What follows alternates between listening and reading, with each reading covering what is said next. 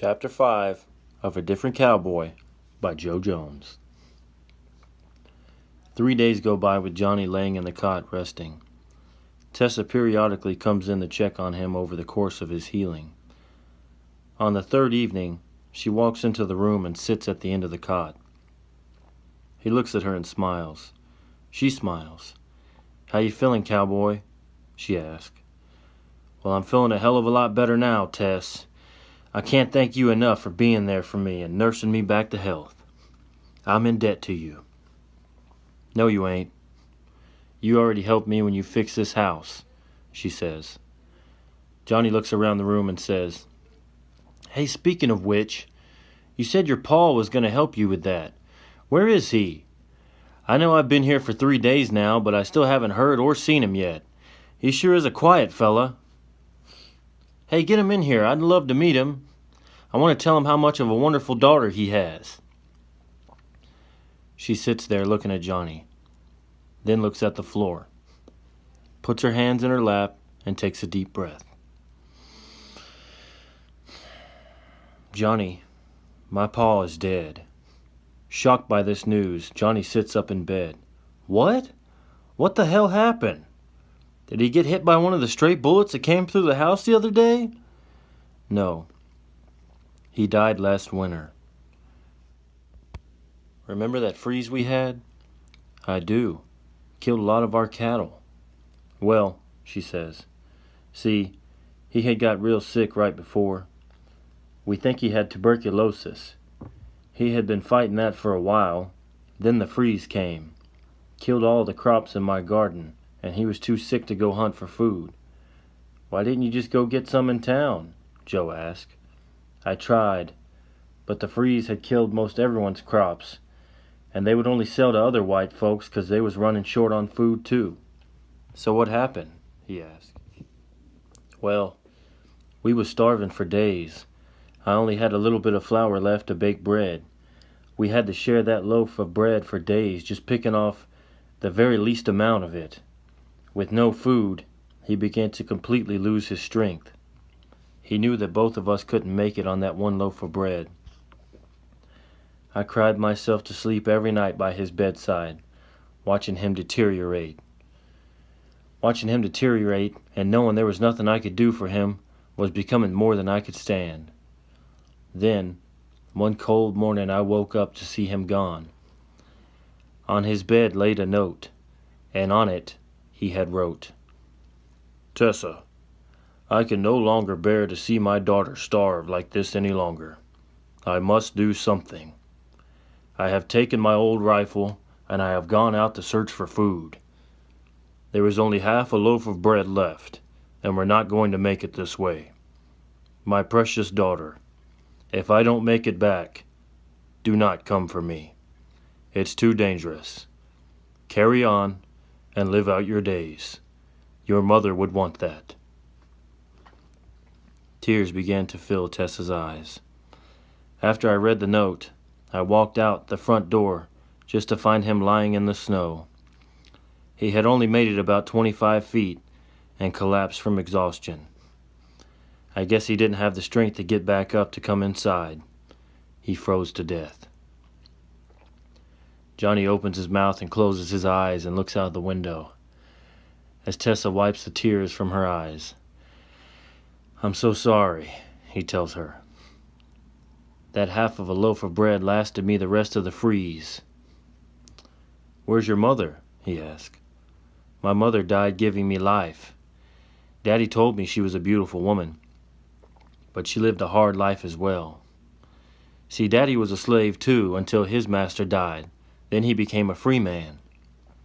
By that time, they had already taken me away from my family and moved me to a different plantation. Daddy promised me that he would come by one day and move us up north with my sisters. One day my pa did come to the plantation with the money to make me free, but the racist plantation owners refused any money he was willing to give them just because we were related." "God, that's terrible," says Johnny. "But eventually, the war ended and we was all free one day, and Daddy was there to get me. It was the happiest day of our lives." And your sisters? He asked. Don't know what happened to them. Daddy and I searched for them, but we never found them. Now come on in here and get to the table. Seem like you're well enough now to eat supper in here with me. I made some grits and cornbread. So they got up to go to the table and begin to eat. My God, woman, you can cook. This is amazing. She smiles. You're pretty good yourself, she adds. What's Ranger been eating? Johnny says. He's been hanging around my garden. Found out he likes onions too. Ain't got none left. They laugh. Wow, I've never known a horse to like onions, says Johnny. They finish supper and she tells him goodnight and says, You can stay here one more night. Hey, have you ever been fishing before? He asks. No, she says. I'll take you down to the river in the morning and show you how it's done. Okay, she says, smiling as she shuts the door. Morning comes, and the rooster outside the window wakes up Johnny. He looks out the window to see Tessa petting Ranger outside. He gets dressed and walks outside. Ready to go? I got a few cane poles in the back of the wagon here. Better to go fishing earlier when they're biting. Let's go, says Tessa. They ride down to the riverside. The water crystal clear. You know it's beautiful here, she states. Exactly why I brought you here. See those fish there? You're going to throw your line to them just like this, says Johnny.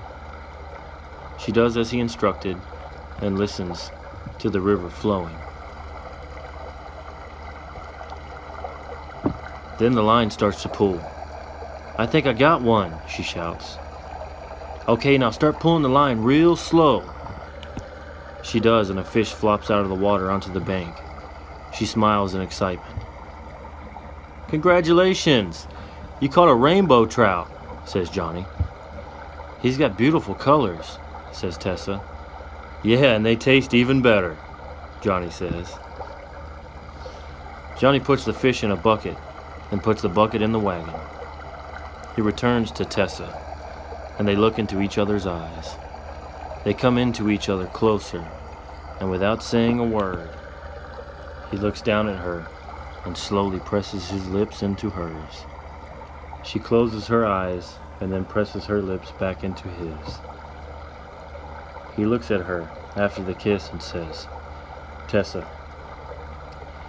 I have fallen deeply in love with you, and my heart could no longer hide it. She just looks back at him and has nothing to say. He grilled the fish for her down by the river, and they spent all day laid out talking and fishing. Later that afternoon, they arrived back at her house.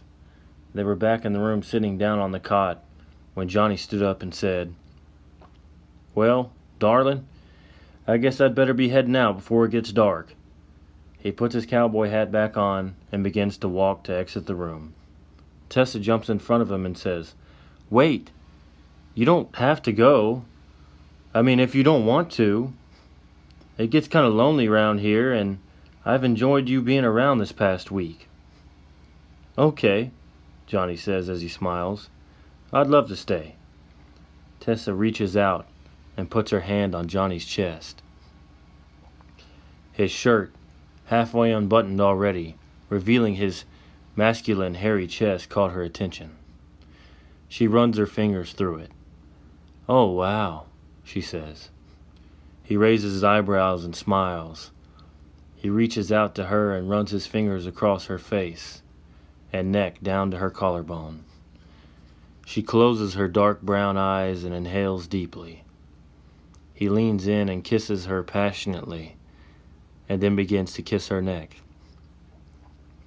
She bites her lip and her heart begins to pound. She pushes him off softly and backs up towards the bed. He watches her in anticipation as she slowly slips off her dress, revealing to him her delicate body. She looks at him with a come-and-get-me look in her eyes. He slowly walks over to her as he takes off his shirt. She watches as his calloused hands of leather turn to velvet in a touch. He caresses her breast and lays her down. His passion rises high as their bodies lay against each other. Romance and passionate kisses fill the room. Her body trembles as he works his way down from kissing her breast, then her stomach, to more forbidden places. She opens her legs and runs her fingers through his hair. Intense feelings of pleasure fill her body. This man is making love to me, she thinks to herself. Johnny, don't you ever shave that mustache, she says. They continued to make love as the night fell all around them. This concludes Chapter 5 of A Different Cowboy by Joe Jones.